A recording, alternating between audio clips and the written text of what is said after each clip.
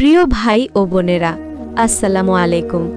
আজ আমি আপনাদের জন্য এমন একটি ভিডিও নিয়ে এসেছি যেটা আপনার মন ছুঁয়ে নেবে, আপনার মনের কষ্টকে দূর করে মনে প্রশান্তি দান করবে। কখনো কখনো আমাদের মনে হঠাৎ করে এমন চাওয়া জেগে ওঠে যা আমাদেরকে অস্থির করে তোলে।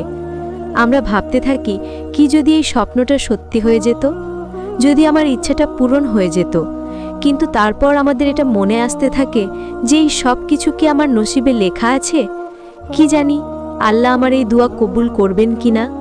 আর তারপর আমরা অপেক্ষা করতে থাকি, দোয়া করতে থাকি, আর আশায় থাকি যে কখন আল্লাহ আমার নসিবে কুনের কলম ঘোরাবেন আর কখন আমার নসিবে আমার চাওয়া জিনিসকে লিখে দেবেন।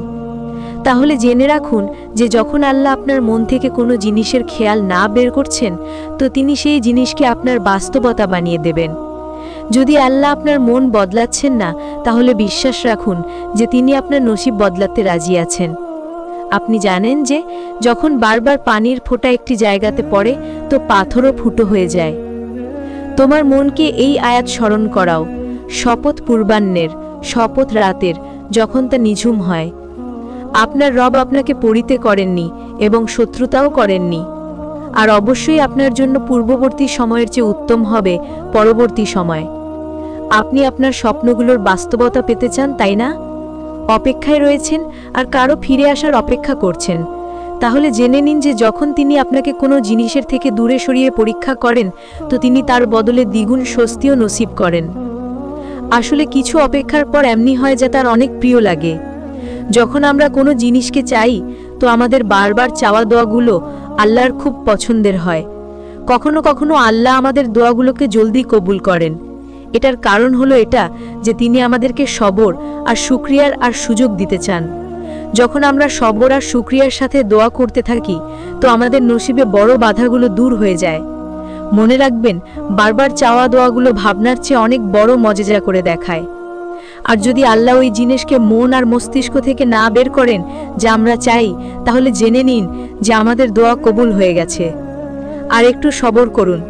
যেই ডাকে আল্লাহ আমাদের মুখ থেকে বারবার শুনতে চান, তারপর তিনি সেটাকে কিভাবে রোধ করতে পারেন বলুন? চাওয়ার তীব্রতাই হলো কবুলিয়তের সবচেয়ে বড় দলিল। আমাদের বারবার চাওয়া দোয়াগুলো আমাদের ভাগ্যকে পুরোপুরি বদলে দেয়। যখন আল্লাহর আমাদের চাওয়ার ধরন পছন্দ হয়ে যায়, তো তিনি দিতে একটু দেরি করে দেন, যেন আমাদের আওয়াজ তিনি বারবার শুনতে পারেন। আল্লাহ তাআলা বলেন, কেঁদো না, আমি তোমার সাথে আছি, আমি শুনছিও আর দেখছিও।